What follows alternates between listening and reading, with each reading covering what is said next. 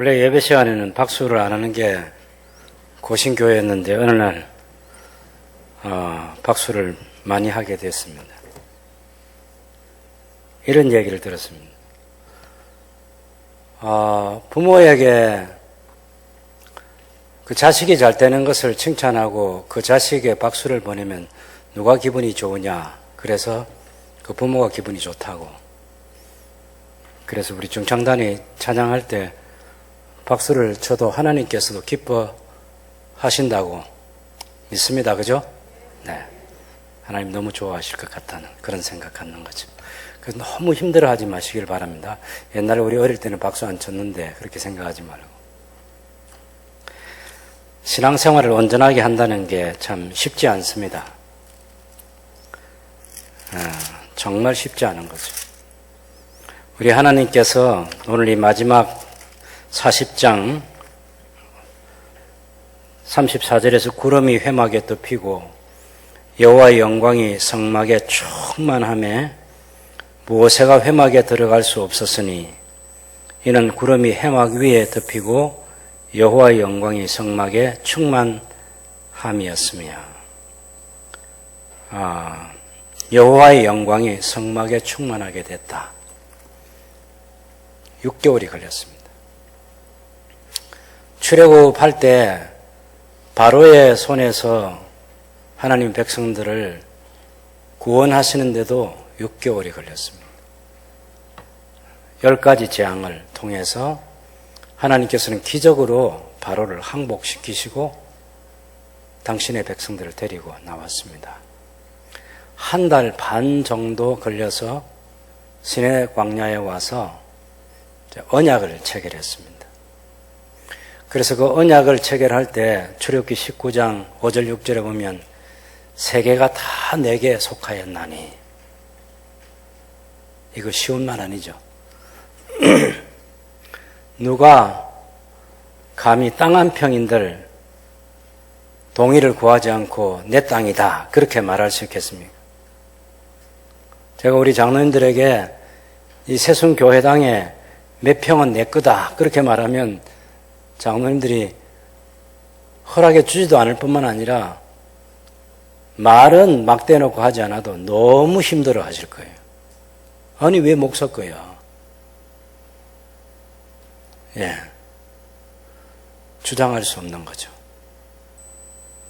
근데 하나님께서는 세계가 내게 다 속했다. 다 내 거야. 이걸 모세한테 얘기를 해서 이스라엘에게 얘기하라는 거예요.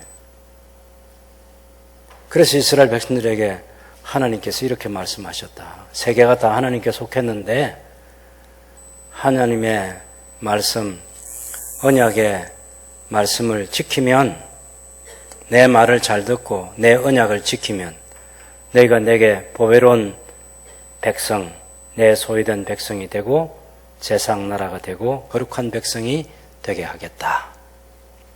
이 하나님의 제안을 모세가 이스라엘에게 돌아와서 했을 때 이스라엘이 예, 우리가 그렇게 하겠습니다. 그래서 십계명 말씀도 주시고 또 살아가는데 상회나 또 남의 물건을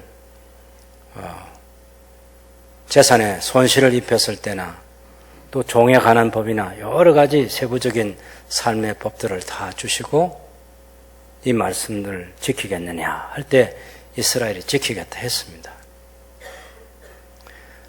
그때 주신 하나님 말씀이 무엇이냐면은 나는 너희를 종되었던 집에서 인도하여 낸 애굽 땅 종되었던 집에서 너희를 인도하여 낸 너희의 하나님 여호와니라 그랬어요. 그것을 받아들이고 언약을 체결했습니다. 그래서 하나님 앞에서 먹고 마셨습니다. 이것이 출애굽기 24장 9절에서 11절에 있는 하나님 앞에서 먹고 마신 이야기예요. 그리고 이제 하나님께서 모세를 부르셨습니다. 출애굽기 24장 12절부터 보면 모세가 이제 시내산에 올라가서 40일 동안을 거기 지내게 됐습니다. 18절에 보면 모세는 구름 속으로 들어가서 산 위에 올랐으며 모세가 40일 40야를 산에 있으니라. 40일 낮밤을 산에 있었다. 그때 하나님께서 모세에게 두 가지 선물을 주었어요. 하나는 하나님께서 소리로 일러주셨던 하나님의 말씀을 기록한 돌판, 십계명과 함께 그렇게 지키겠다고 한 그 언약의 말씀을 새겨준 돌판 둘을 주셨어요. 돌판 하나는 하나님의 것이고 돌판 하나는 이스라엘이 소유하는, 그 돌판을 들여다보면 하나님과 이스라엘 사이에 언약을 맺었다 하는 것을 증거해주는 그런 증거의 돌판입니다. 그래서 언약궤를 말할 때 출애굽기 25장 21절에 보면 속죄소를 궤 위에 얹고 내가 네게 줄 증거판을 궤 속에 넣어라 해서 하나님과 이스라엘 사이에 언약을 맺었다는 것을 증거해주는 돌판을 증거판이라고 이렇게 말하는 거예요. 그 증거판도 선물로 주시고, 또 하나는 25장부터 25장, 26장, 27장까지 성막과 관계된 성막과 휘장과 기구와 그런 모든 것에 대한 얘기를 하시고, 또 28장과 29장은 제사장 제도도 하나님께서 어떤 제사장 제도를 가지고 하나님과 백성 사이에서 섬길 것인지도 일러주었습니다. 여러분 28장 2절을 한번 보실까요? 2절에서 5절까지. 제사장 직분을 행하게 하다 해놓고 2절 읽습니다. 네 형 아론을 위하여 거룩한 옷을 지어 영화롭고 아름답게 할지니 너는 무릇 마음에 지혜 있는 모든 자 곧 내가 지혜로운 영으로 채운 자들에게 말하여 아론의 옷을 지어 그를 거룩하게 하여 내게 제사장 직분을 행하게 하라. 그들이 지은 옷은 이러하니 곧 흉패와 에봇과 겉옷과 반포 속옷과 관과 띠라. 그들이 네 형 아론과 그 아들들을 위하여 거룩한 옷을 지어 아론이 내게 제사장 직분을 행하게 하라. 그들이 쓸 것은 금실과 청색, 자색, 홍색 실과 가늘게 꼰 배실이니라. 그러고 나서 이제 29장에 오면 그렇게 세우게 되는 대제사장 아론과 그 아들들 제사장을 위임식을 해서 그들에게 제사 직분을 감당할 수 있도록 위임하는 그런 위임식을 하라고 하나님께서 일러주셨습니다. 그리고 하나님께서 이제 제사에 대한 그런 규례도 주시고 30장에 오면 분향단에 관한 규례를 주시고 속전 제도도 주시고 30장 22절은 관유에 관한 규례도 주셨습니다. 30장 34절에는 향단에서 피울 그 향에 관한 그런 규례도 하나님께서 주셨습니다. 31장은 성막 건축을 하게 될 부사렐과 오홀리압을 하나님께서 지명하여 부르시는 그런 내용이 있습니다. 그 다음에 31장 12절은 안식일 규례를 주시고 31장 18절에 보면 여호와께서 시내산 위에서 모세에게 이르시기를 마치신 때 정급한 돌을 모세에게 주시니 이는 돌판이요 하나님이 친히 쓰신 것이더라 이렇게 말하고 있습니다. 35장에 가면 이제 이때 하나님 주신 설계도를 따라서 실제로 이제 만드는 것은 역순으로 만듭니다. 처음에는 이 언약궤부터 어떻게 만들어라 그렇게 했잖아요. 그런데 그건 나중에 만들고 바깥에 이제 이 성막을 만들고 그 속에 들어갈 기구들을 만들어가는 그런 과정을 통해서 성막 제작을 완성하게 되는 거죠. 6개월 동안 아주 정성 들여서 만들어야 했습니다. 자원하는 예물을 받아가지고 하나님께서 이스라엘과 언약 관계를 유지하고 싶어서 이 일을 하시는 거죠. 여러분 다시 출애굽기 25장에 돌아가 보시면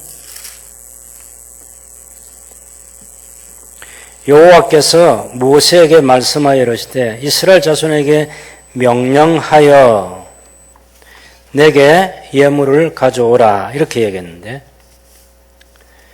거길 때 이제 우리 25장 2절에서 말하는 명령하여는 그 히브리어 단어는 다바르라고 하는 그런 단어입니다. 이것은 하나님께서 그냥 일러주시는 거예요. 내 백성들에게 일러주라 그 말입니다. 단단히 일러주라 그런 말이에요. 좀 강조된 그런 표현이긴 한데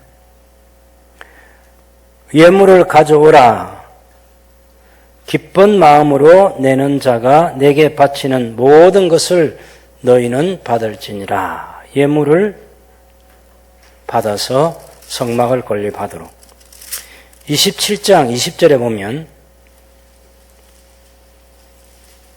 너는 또 이스라엘 자손에게 명령하여 감람으로 짠 순수한 기름, 이 감람이 아니고 올리브입니다. 올리브. 감람나무는 중국에 가면 저 남쪽 따뜻한 데 가면 그 감람나무가 있습니다. 그건 올리브 나무가 아니에요. 그래서 우리 성경을 중국어 성경을 가지고 우리말 성경을 번역할 때 그냥 중국 성경이 그렇게 해놓으니까 감람이라 그랬지만 실제로는 다른 나무입니다.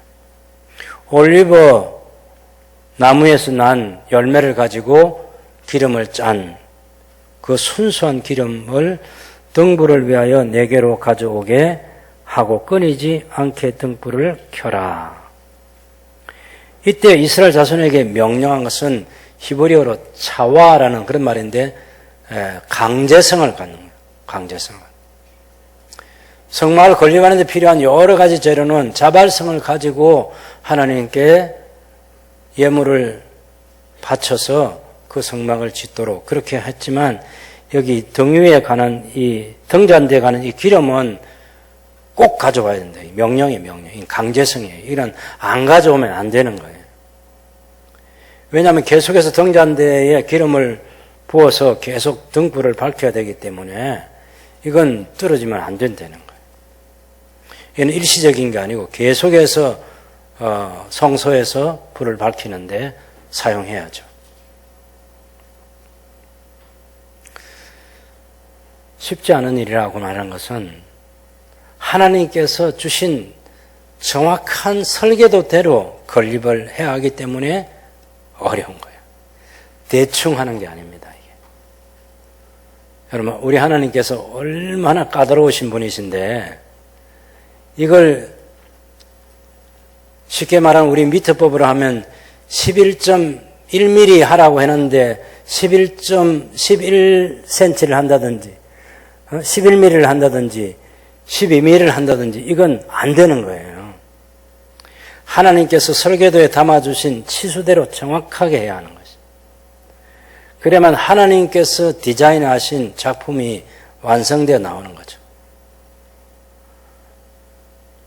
그런데 하나님께서 이게 25장 8절에서 말할 때 내가 그들 중에 거할 성소를 그들이 나를 위하여 지어라 이렇게 얘기합니다. 하나님과 이스라엘이 함께하는 성막 건립이고 하나님과 이스라엘이 함께하는 제사장 제도입니다. 여기 하나님의 파격적인 은혜가 있습니다. 놀라우신 하나님의 사랑이 있어요. 이때 만들려고 했던 이 성막이 결과물이 어떻게 나오는지 그것을 영상으로 한번 보고 제가 다음 말씀을 이어가도록 하겠습니다. 한번 성막 한번 보여주세요. 저것은 이스라엘 가면은 에일랏이라는 곳, 그 근처에 팀나라는 곳에 실제로 이 출애굽기에서 말하고 있는 이 성막의 설계도대로 만들어진 성막입니다. 성막과 그 기구들 한번 보시죠. 소리가 나오게 해야 되는데.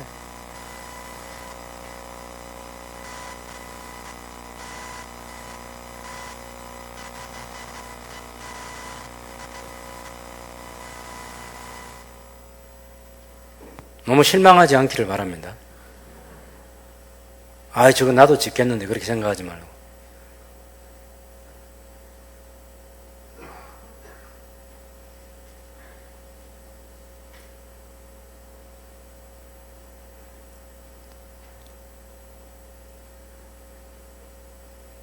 소리가 안 나옵니다.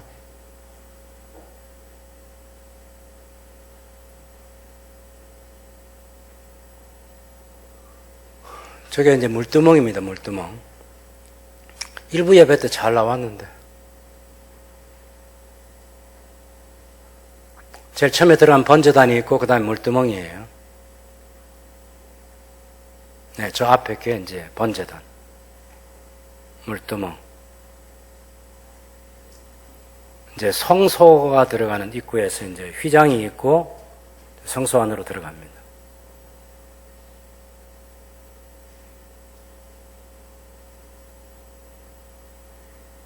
성소 안에 들어가면 왼쪽에 등잔대, 저기 아몬드 꽃 형상의 등잔대, 뒤에는 제사장과 대제사장이 있고, 천정에 이제 휘장들을 여러 겹으로 해서 제일 안쪽이 가장 화려하고 또 천사들의 이 문양이 새겨진 그런 것들입니다. 지금 보이는 저것은 이제 떡상, 진설상이라 그렇게 말하죠. 빵을 저기에 이스라엘 12지파를 상징하는 빵 12덩이를 올려놓도록 그렇게 되어 있습니다. 예, 아몬드꽃. 우리나라에서는 살구꽃이라고 하는데 살구꽃이 아니고 이스라엘 가면은 천지가 아몬드꽃입니다. 저것은 이제 그 지성소 앞에 있는 향단, 저 향단에 향을 피워서 대제사장이 지성소에 들어가기 전에 저 향이, 그 향의 연기가 이렇게 가리워져서 대제사장이 죽지 않도록 하는데 필요한 향단입니다. 계속해서 향을 피워야 되는 거죠. 저 문양이 새겨진 이제 휘장과 지성소와 성소로 가는 휘장을 열고 들어가면 저게 보이는 것이 언약궤. 언약궤 위에 저것을 속죄소라고 말하기도 하고 시온소라고 말하기도 하고 천사가 이제 이렇게 가려고 있어서 하나님께서 임재하시는 하나님의 영광 때문에 죽지 않도록 하는 언약궤를 덮고 있는 뚜껑에 거기에 이제 그걸 속죄소라고 하는데 거기에 피를 뿌려서 죄 용서를 받기 때문에 속죄판이라 말하기도 하고 속죄소라고 말하기도 하고 은혜가 베풀어진 장소에서 시온소라고 말하기도 합니다. 저 언약궤 속에 세 가지가 들어있습니다. 히브리어 글씨로 되어 있는 저것은 돌판, 하나님께서 계명을 새겨주신 돌판 2개. 하나는 외교관계 그 문서를 만들 때 양쪽 나라에서 다 문서 하나씩 갖잖아요. 그것처럼 하나님 문서 하나, 또 이스라엘에 갖는 문서 하나. 왼쪽에 보이는 저것이 이제 만나를 담아놓은 것이고, 또 들어있는 나무는 아몬드 꽃나무, 아론의 쌍난 지팡이 있지 않습니까? 싹이 나고 꽃이 피고 했던 그것이 저 언약궤 속에는 그 세 가지가 들어있습니다.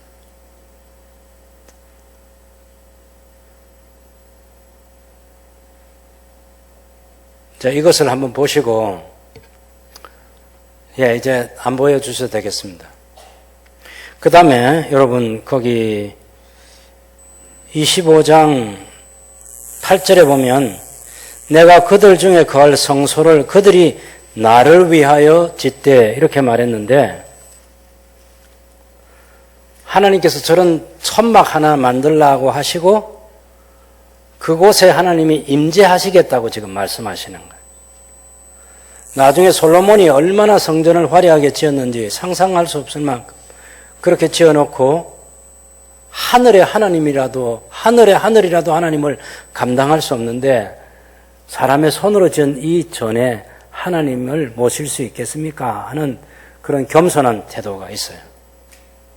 근데 하나님은 원래 설교들을 주실 때 저런 설계도 주시는 거예요. 천막 설계도. 우리가 구별했다 하고 그래서 성막이라 말하기도 하고, 또 하나님과 이스라엘 백성 사이에 언약을 맺은 것을 증거하는 증거판이 들어있다고 해서 증거막이라 그렇게 말하기도 하고, 이스라엘 백성들이 저곳으로 모여서 하나님을 예배하는 곳이라 해서 회막이라고 그렇게 말하기도 하는. 근데 저게 별로 그렇게 대단한 천막이 아니에요. 한번 다른 그림을 하나 보겠습니다. 사진을.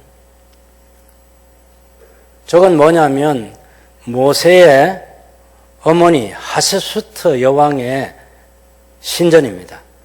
저곳에서 여왕에게 제사를 드리는 그런 장제전이라고 하는, 룩소르 가면 그 입구에 가면 저게 있는데 어마어마한 겁니다. 어마어마한 거. 정말 어마어마한. 그 안에 또 사진 하나 더 보여주시죠. 내부에 가면 저렇게 화려하게 그 여러 신들을 새겨놓은 그런 것들이 있는, 아주 작은 부분만 보여준 것이 그 신전의 내부가 정말 대단하다는 것을 우리가 추측해 볼 수 있는 그런 내용입니다. 한번 집에 돌아가셔서 하셉수트 장제전이라고 하면 많은 게 올라와 있을 거예요. 그 중에 잘 보셔서 제가 비교를 해보라 그런 얘기입니다. 무슨 비교냐면은 이스라엘이 출애굽하기 전에 그곳에 큰 신전이 있었습니다. 룩소로에 가면 어마어마한 신전, 태양신을 숭배하는 그런 신전도 있습니다. 태양신 라, 요셉이 이집트에 내려갔을 때 600년 전부터 이집트에서는 최고의 신이 태양신이다. 그래서 태양신을 숭배하는 신전을 만들었어요. 아몬 신전이라 말하기도 하고 아톰 신전이라 그렇게 부르기도 했어요. 그러니 그 신전은 상상할 수 없는 신전인데, 지금 하나님께서는 그런 신전이 아니고 조그마한 천막 하나 만들어가지고 거기 하나님께서 그곳에 오시겠다는 거예요. 하나님의 백성들과 언약 관계를 유지하면 된다는 거예요. 출애굽기 20장 22절을 이하에 보면 하나님을 예배할 예물을 드리는 제단을 만들 때 흙을 가지고 토단을 만들고, 그래서 제사를 드리고 또 이동할 때 또 무너뜨리고 쉽게 하라는 거예요. 쉽게. 예배 자체가 중요하다는 것입니다. 하나님께서 언약 백성들을 내 백성이라 부르는 게 중요하고, 언약 백성들은 우리 하나님하고 우리 하나님 여호와라고 이렇게 불러주는 게 이게 중요하다는 겁니다. 언약 관계를 유지하는데 필요한 것만 하나님께서 지금 설계도를 주시는 거예요.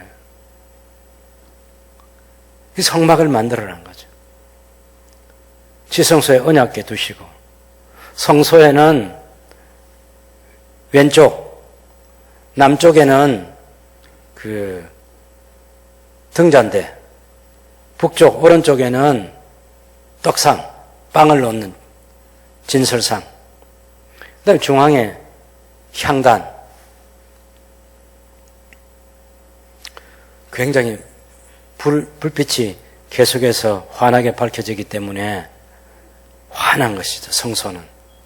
거기에 이제 이스라엘 백성들이 원래 다 들어가서 하나님을 만날 준비를 해야 되는데, 그렇게 할 수는 없으니까 제사장들이 대신해서 시간을 정해가지고 제사장들이 돌아가면서 백성들 대신해서 하나님 만나기를 준비하는 곳이 성소고, 지성소는 하나님께서 당신의 백성들을 만나 주시기 위해서 그곳에 임재하시는 곳이고, 성소는 굉장히 화려합니다. 환하고 빛나고 아름답게 보여요.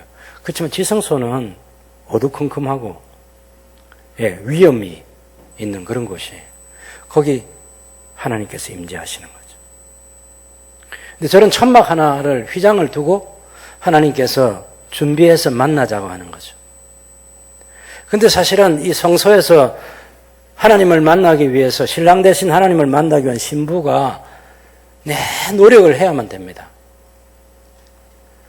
이 왼쪽에 둔 이 올리브 기름을 계속해서 부어야 되는 향유를 붓는, 여기도 보면 그 관유죠, 관유. 그 기름을 붓는 그 등잔대에 불을 밝히려면 올리브 농사가 잘 돼야 되거든요. 그래서 때를 맞춰서 비가 와야 되고 꽃이 피어야 되고 또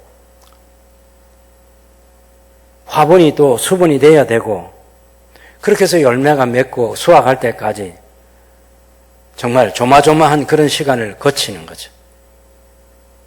왼쪽에다가 그것을 두는 것은 역시 그 올리브 나무가 제대로 열매를 맺도록 하기 위해서는 하나님께서 계절을 관리해 주시는 그런 하나님의 은혜가 필요한 것이고, 오른쪽에 있는 이 떡상도 북쪽에서 또 그쪽에서는 바람이 있고 또 남쪽에서는 남풍이 있고 북풍이 있지 않겠습니까?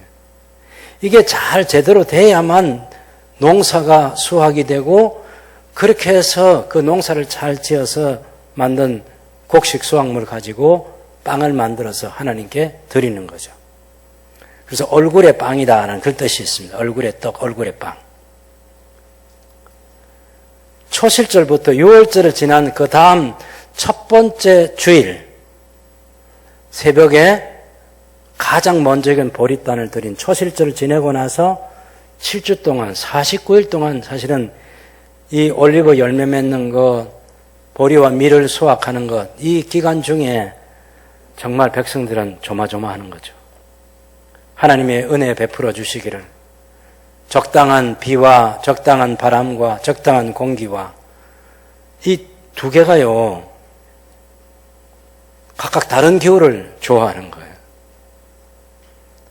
그래서 하나님께서 정말 올리브 열매도 잘 맺게 해주시고 밀수확도 잘 되게 해주셔야만 가능한 그 기간 동안 하나님의 은혜를 사모하면서 열심히 농사 지어서, 그래서 성전대에 불도 밝히고 떡상의 떡도 계속해서 진열하면서 하나님의 은혜를 기억하고 하나님을 뵙는 거죠.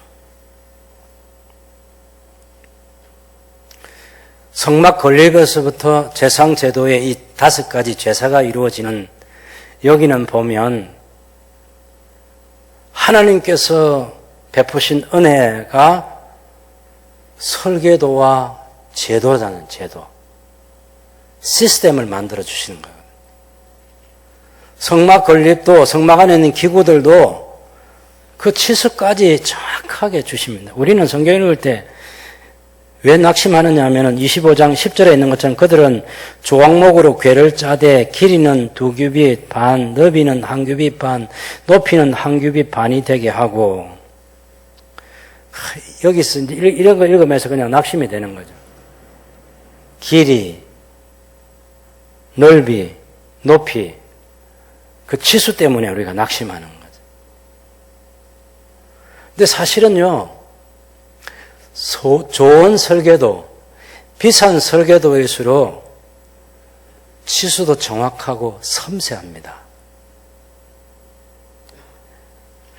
화려한 집을 만든다든지 또 화려한 그 배 같은 그런 걸 만든다든지 그럴수록 설계도가 잘 나와야 돼요.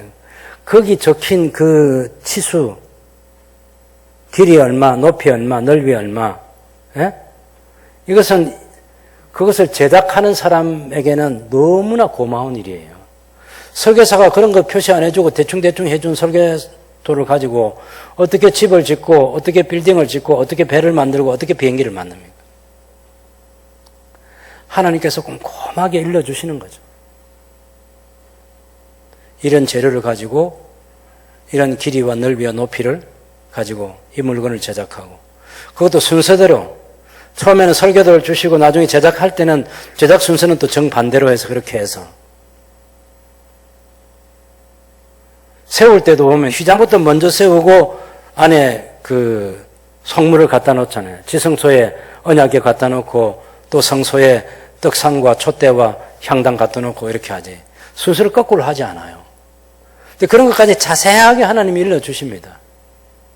우리가 아까 40장에도 보았지만 이 다 건물이 완성되었을 때, 그 이제 성막 제작과 관련된 모든 것들이 다 완성되었을 때 40장에 보면 여호와께서 모세에게 말씀해 이르시되 너는 첫째 달 초하루에 성막 곧 회막을 세우고 정거궤를 들여놓고 회막 바깥에 회막을 세우고 안에 정거궤 들여놓고 또 휘장으로 그 궤를 가리고 지성소 성소를 가리는 거죠.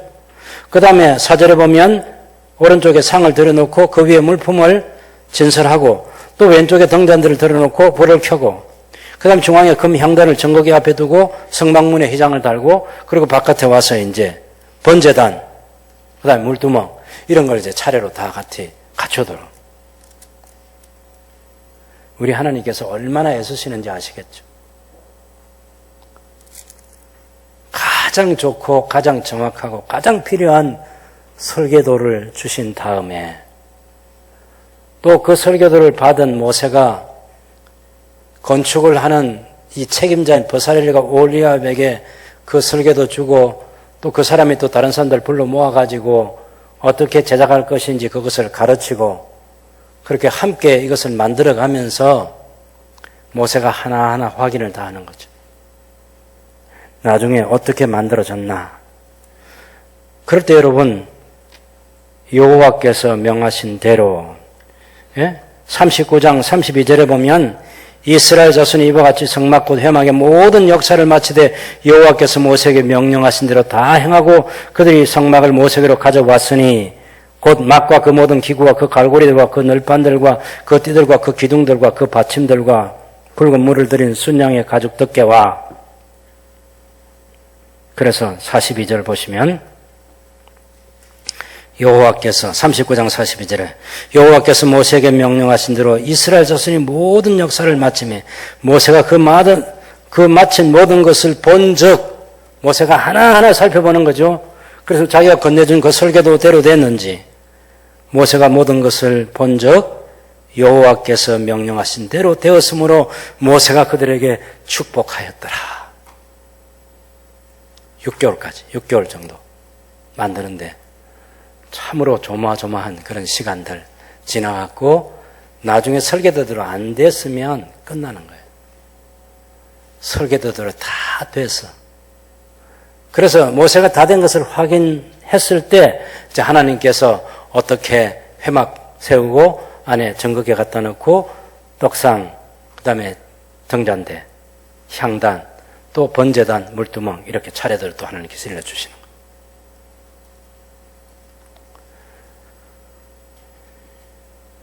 제상 나라를 위한 제상 제도와 성막 건립의 첫 번째로 주어진 하나님의 은혜는 하나님께서 설계도를 주시는 거예요. 그리고 하나님 주신 설계도대로 짓기 위해서 하나님의 백성들이 강제가 아닌 자원하는 마음으로 예물을 가지고 와서 넘치도록 부족함이 없이 나중에는 이제 그만 가지고 오라고 말할 때까지 자원한 마음이 생겨서 가능한 거죠. 여러분 자원하는 마음 또한 이거 쉽지 않습니다. 우리 인간이 가지고 있는 죄성 때문에 내어놓는다, 금부치를 내어놓는다, 그거 쉽지 않아요. 이집트에서 무임금으로 종된 삶을 살면서 이게 금부치가 얼마나 귀하다는 거 알잖아요. 그런데 하나님의 은혜를 헤아려서 하나님께서 지금 당신의 백성들을 만나 주실 장소를 지어라 그렇게 말할 때 자원한 마음으로 바치는 사람들, 그걸 가지고 그 설계도대로 땀 흘려서 일하는 사람들,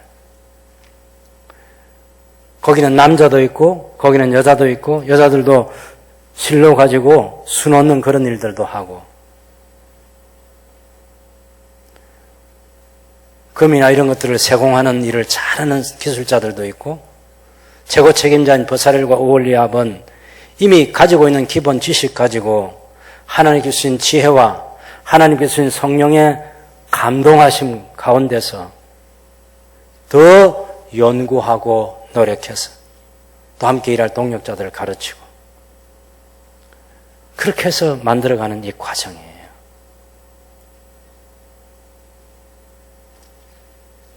무엇 때문에 하는 거죠? 하나님과 하나님의 언약 백성들이 그 관계를 더 깊고 풍요롭게 하기 위해서 하는 거죠.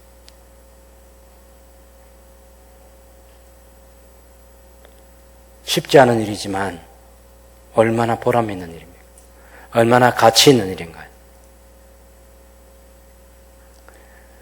죄인들이 하나님의 은혜로 구원을 받고 하나님께서 기뻐하시는 일을 위해서 헌신할 수 있다는 게 얼마나 감사한가요? 제가 목사가 안 됐으면 무슨 말들 많이 하면서 살았을까요? 여러분, 요즘에 우리나라가 너무 혼란이 많아가지고 선생하는 사람이 없어. 다 유튜브 만들어가지고 뭘 올리고 뭐 그런 필요한 지식만 얘기해 주는 게 아니라 쓰잘데없는 얘기들을 너무 많이 쏟아내서 홍수 속에서 살아가고 있어요.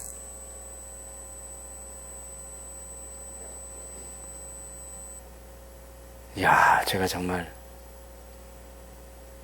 목사가 전문 지식도 없으면서 정치, 경제, 사회 문제에 대해서 너무 쉽게 얘기를 하고 너무 쉽게 국가 경영을 얘기하고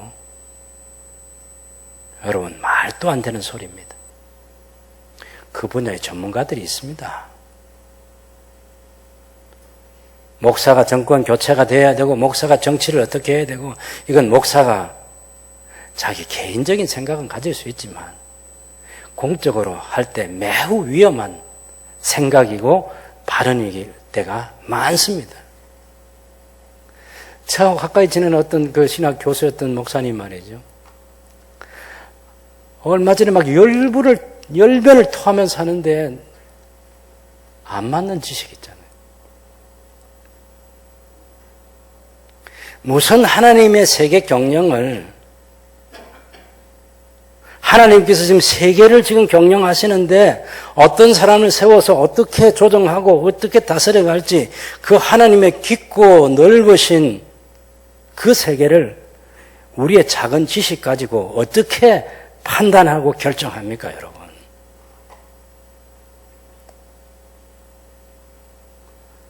세계의 왜 신전이 그렇게 각각 다릅니까? 세계의 신들이 어떻게 그렇게 많나요? 그 인간의 생각 속에서 나온 거예요. 그런데 하나님께서는 나를 무엇에 비교해서 만들지 말아라. 딱 그러면 못 만드는 거예요. 하나님은 보이지 않는 형상이신데 어떻게 만드는 또 나를 섬기기 위해서는 제단을 요 정도만 만들어라는데 그 이상 필요가 없다고. 나무를 가지고 만들라 했는데 무슨 쇠를 가지고 만들어도 소용없는 것이고. 하나님은 하나님을 섬기는데 필요한 것까지만 딱 말씀해 주신 거예요. 그것 따라서 사명을 받은 사람이, 책임을 맡은 사람이 사명자의 자리에서 신실하게 그 일을 하는 거예요. 이게 제상 제도를 위한, 제상 나라를 위한 제상 제도와 성막 세우기를 하는데 가장 중요한 것이고, 오늘 이 시대에 하나님 나라 세우기와 교회 건설을 하는 거예요. 이게 너무 중요한 것입니다. 하나님께서 원하시는 게 있죠. 하나님이 기대하시는 게 있습니다. 근데 그건 하나님 말씀을 따라서 우리가 해야 되는 거예요. 여기 강조점이 뭔가 하면 여호와께서 명령하신 대로, 여호와께서 명령하신 대로, 여호와께서 명령하신 대로, 이게 중요한 거예요. 저와 여러분이 교회를 섬길 때도 우리 생각대로 교회를 섬기는 게 아닙니다. 우리 생각대로 교회를 경영하는 게 아니에요. 하나님께서 교회 세우기를 어떻게 하라. 지난 기독교의 전 역사 속에서요, 수많은 경건한 성도들과 신학자들과 목사들이 머리 싸매고 이렇게 해야 된다고 교리를 만들기까지 쉽지 않습니다, 그게. 그런 것들을 소중하게 여길 줄 아는 그런 태도를 가져야 하죠. 교회가 세상 가운데서 어떠해야 된다든지, 교회가 국가에 대한 어떤 태도를 가져야 된다든지,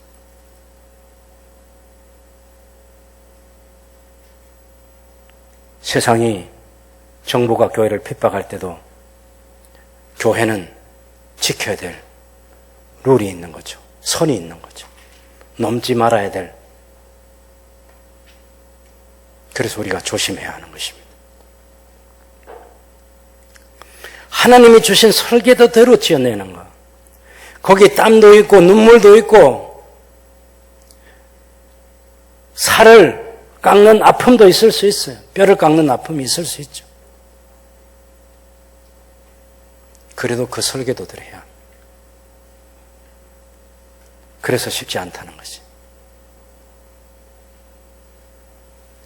두 번째는 이 제상 나라에는 하나님의 한없는 은혜와 용서가 있어요.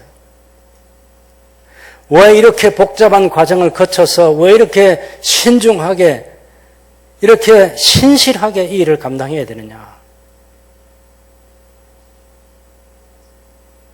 하나님의 한없는 자비와 긍휼과 용서 때문에 그렇습니다.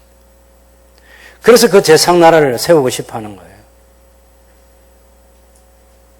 여러분 놀랍게도 출애굽기 32장을 보면 모세가 산에 올라가서 40일이 걸렸잖아요. 더디 내려오니까 모세 중심으로 지금 신앙생활을 해왔던 사람들이 모세가 보이지 않아요. 우리 사람은요, 우리 종교성이 뭐냐면 눈에 뭔가 보이는 거, 손에 잡히는 거 이런 걸 신앙의 대상으로 삼으려고 하는 그런 생각들이 있습니다. 제가 육군사관학교 그 견학 갔을 때도 그때 내가 그 법당에 가서 법사님한테 물어봤어요. 거기 대통령상 받은 뭐 불상, 국무총리상 받은 불상, 뭐 장관에게 받은 뭐 불상 이런 게 앞에 쫙 놓여 있더라고. 제가 스님에게 물어봤죠. 저거 누가 만든 누가 작품 누구 작품이고 누구 상 받은 거라고 근데 저런 불상을 앞에 모셔놓고 저걸 신으로 섬기면 되냐고 그랬더니 그 법사님께서 저보고 생각을 한참 하셨어요. 아니 고등학생이 당돌하게 그런 걸 물어보고 말이죠. 근데 그 법사님 대답은 자기는 안 한대요. 자기는 안 하고 신도들 가운데 대상을 보기를 원하는 사람이 있어서 그래서 보여주는 거라고. 모르겠습니다. 어디까지인지. 모세 중심으로 신앙생활을 해와다가 모세가 산에 올라가서 하루 이틀도 아니고 열흘, 20날, 30날, 40일째까지 거기 있단 말이에요. 그 모세가 더디 내려오니까 아론을 부축해가지고 자기들이 잘 알고 있는 신을 만들어내자는 겁니다. 이집트에서 오랫동안 봤어요. 태양신도 숭배해왔고 물론 이 태양신의 더 원조는 올라가면 니무롯이 바벨론을 건설한 니무롯이 나중에 태양신이 돼요. 태양신. 그 역사가 아주 오래입니다. 요셉도 벌써 들어갔을 때 600년 전부터 이집트가 태양신을 숭배해왔고 그 다음에 황소를 송아지를 시로 숭배하는 게 이집트에 있어요. 그 형상을 지금 만든 겁니다. 금을 가지고 소의 형상을 만들어서 이것이 이집트에서 우리를 인도하여낸 하나님이다 이렇게 선언을 해버린 거 있잖아요. 32장에 보면 사제로운 아론이 그들의 손에서 금고리를 받아 부어서 조각 칼로 새겨 송아지 형상을 만드니 그들이 말하되 이스라엘아 이는 너희를 애굽 땅에서 인도하여낸 너희의 신이로다. 아니 하나님께서 나는 너희를 애굽 땅 종되었던 집에서 너희를 인도하여낸 너희의 하나님 여호와니라 이렇게 선언한 지가 불과 몇십일밖에 안 됐다고. 그런데 지금 이 금송아지를 만들어 놓고 이 금송아지가 너희를 애굽에서 인도하여낸 너희의 하나님이다 이렇게 얘기하는 거예요. 그래서 그 하나님께 바쳤던 출애굽기 24장에 보면 하나님께 화목제와 번제를 바쳤던 것처럼 이 금송아지한테 번제와 화목제를 드렸어요. 그래서 하나님과 맺은 언약 관계는 깨트려버렸고 파기하고 지금 금송아지와 지금 언약을 맺었어요. 금송아지가 우리의 하나님이라는 거예요.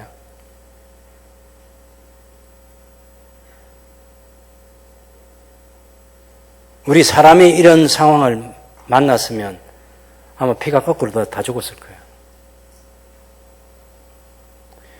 그래서 그 금송아지가 언약을 맺고 그 금송아지를 하나님으로 숭배하는 그 잔치를 바라보셨던 하나님께서 대노하셔가지고 모세한테 네가 인도의 너의 백성이 방자하다고. 그래서 내가 다 진멸해버리겠다.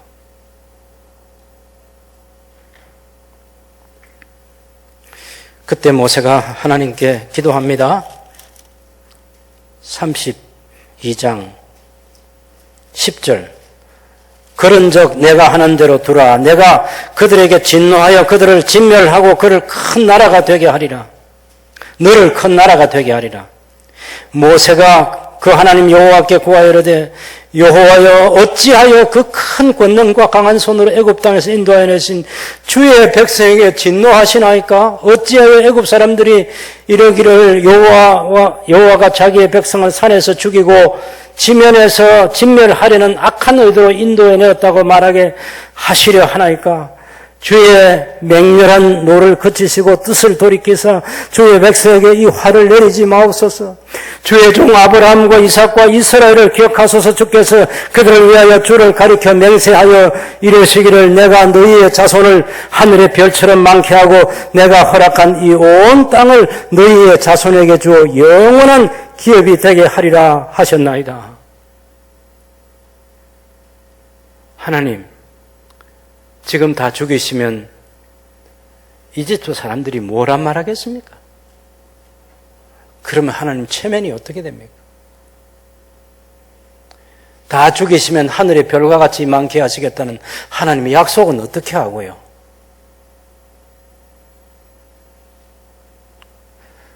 그때 하나님께서 뜻을 돌이키셔서 14절에 여호와께서 뜻을 돌이키사 말씀하신 화를 그 백성에게 내리지 아니하시니라. 다 죽이겠다는 그 화를 내리지 않겠다고. 그런데 너희는 가나안 땅에 올라가라. 나는 안 간다 하고 하나님께서 배수진을 딱 치시는 거 있잖아요. 하나님 마음이 안 풀린 겁니다. 이걸 모세가 또 하나님 마음 풀어드리기 위해서 같이 가셔야 합니다. 하나님 안 가시면 우리도 안 갑니다. 하나님 안 가시는 곳에 우리끼리 가서 뭐 합니까? 우리 못 갑니다. 그런 모세의 진심인 거 있잖아요. 겉으로 하는 말이 아니고 무서운 예민하신 하나님께서 모세의 말 한마디 한마디를 들을 때 거기 진심이 100% 실려 있는지 99.9%를 하는지 조금이라도 가식이 있는지 이거 얼마나 냉정하게 달아보시겠어요.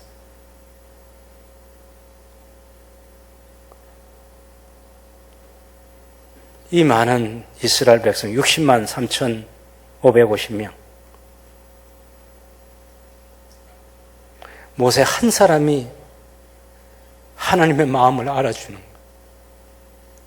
모세 한 사람이 하나님의 마음을 헤아려 주는 것입니다.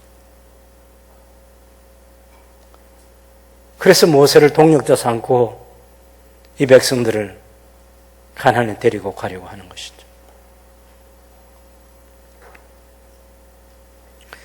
제상나라의 제상제도를 하나님께서 주실 때 28장에 보면 이런 말씀이 있습니다.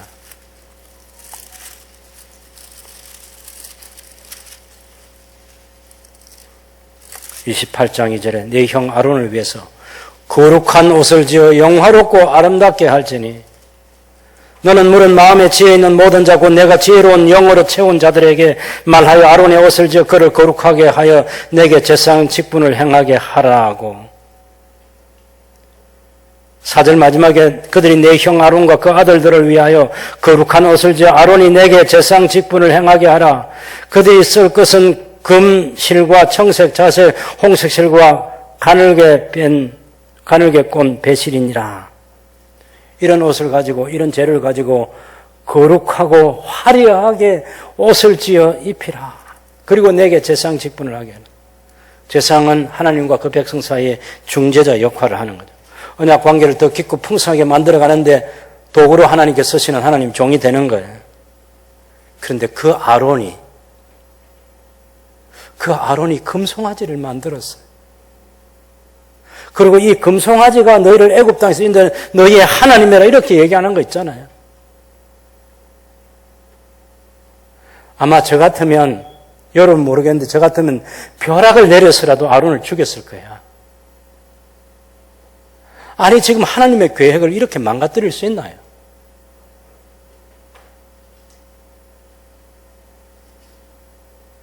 그런데 하나님 마음을 헤아려 주는 모세의 말을 듣고 용서하고 마음 풀고 마음 푸시고, 그래서 내가 같이 가주겠다 약속해 주시는 거예요.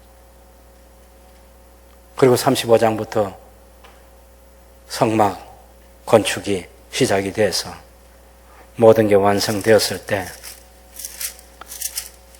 여러분 38장에 보면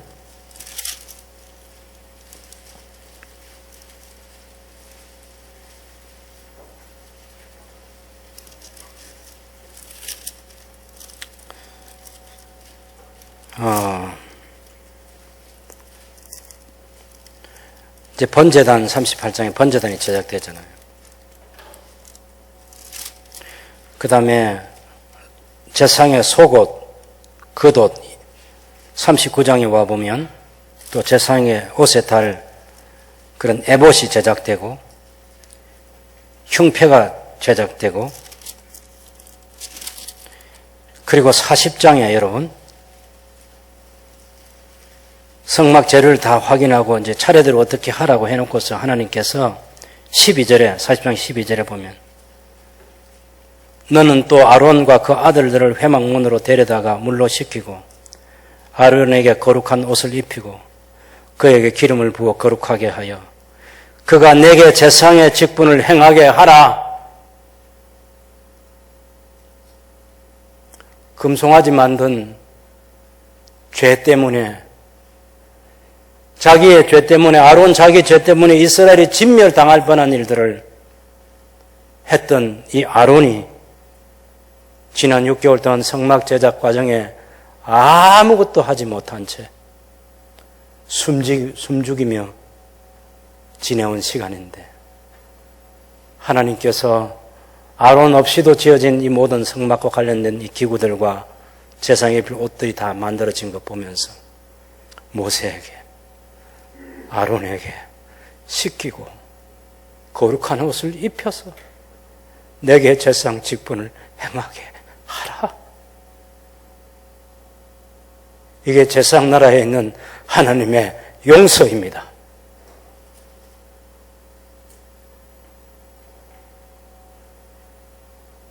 우리가 제사장 나라, 하나님 나라를 말할 때 가장 중요한 것은 우리 인간이 지은 죄에 대해서 하나님께서 용서하신다는 것입니다.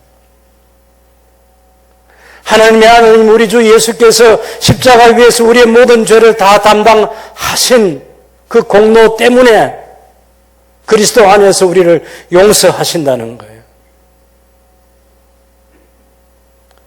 그래서 교회는 온 세상을 향해서 왜 우리가 제사장 나라, 하나님 나라를 입에 달고 사느냐고, 거기 하나님의 은혜가 있고, 거기 하는 하나님의 긍휼이 있고, 하나님의 용서가 있고, 하나님의 자비가 있기 때문에. 하나님께서 나는 여호와로라, 나는 노하기를 더디하고 내게는 인자가 한이 없다고 말씀하신 그 하나님 말씀 때문에,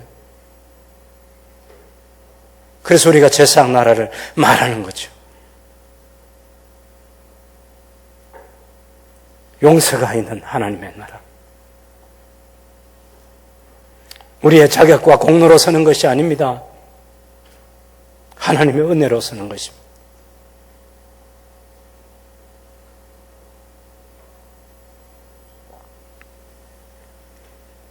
하나님께서 우리에게 궁극적으로 원하는 것이 있습니다. 34절에 보시면 40장 세 번째는 하나님의 영광이 교회 가운데서 드러나기를 원하시는 거죠.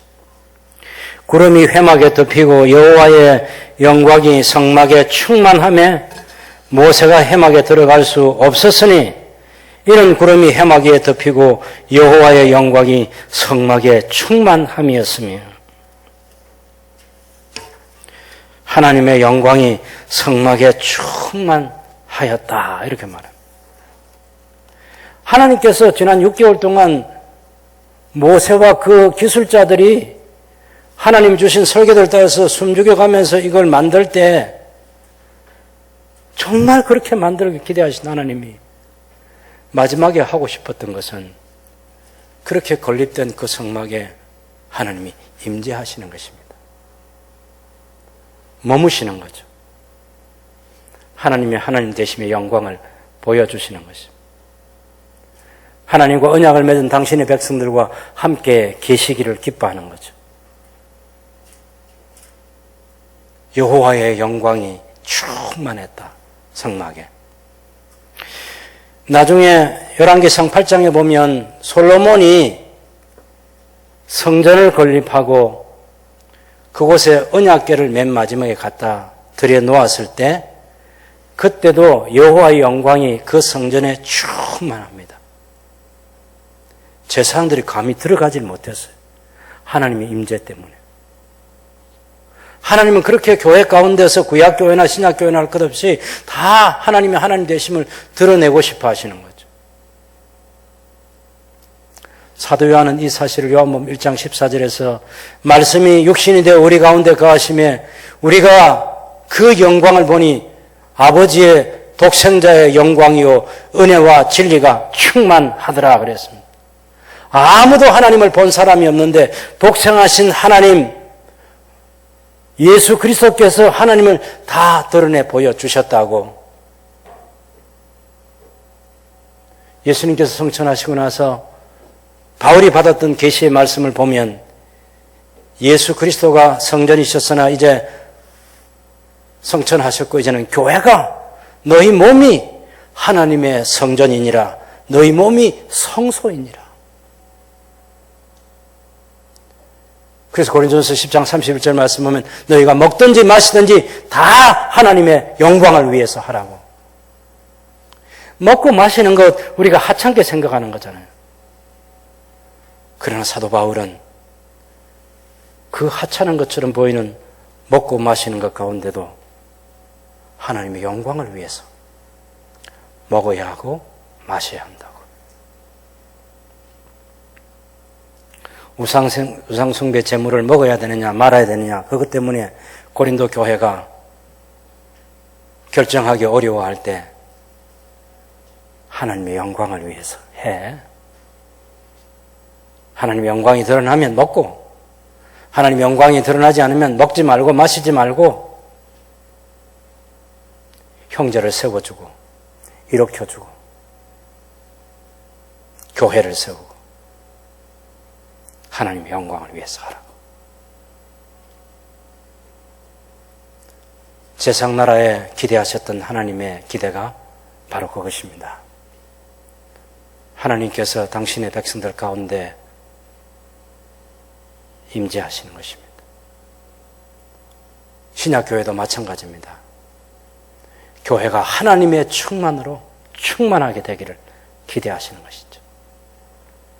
저와 여러분이 하나님 앞에 엎드리고 하나님의 긍휼과 자비를 간구하고 믿음으로 하나님의 이름을 높여 경배하고 하나님 나라를 선포하고 그런 가운데 우리를 통해서 하나님의 영광이 충만하게 되는 새순교회를 세워가는데 하나가 될 수 있기를 바랍니다.